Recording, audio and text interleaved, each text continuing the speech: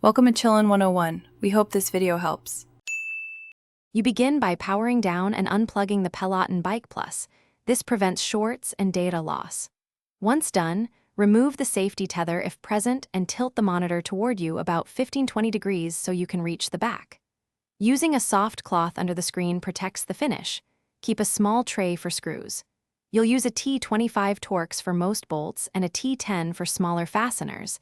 Have both ready. Work on a stable floor to avoid wobble or drops. With the screen supported, remove the 4 VESA bracket bolts with the T25. You must hold the display as each bolt is loosened. Once the bracket is free, open the small access panel or remove the rear cover using T10 screws to reach connectors. Unplug the power lead, touch panel ribbon, and any flat flex cables by flipping their locking tabs.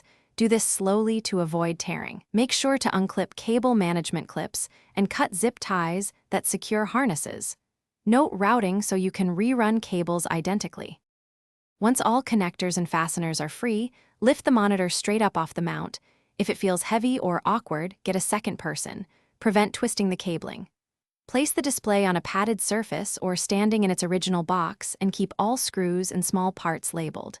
When reinstalling, reseat ribbons fully and torque bolts snugly but not over-tightened. If the screen won't power on after reassembly, recheck ribbon locking tabs and power connector seating. Loose contacts are the most common issue. Thanks for watching. Consider subscribing if we helped you.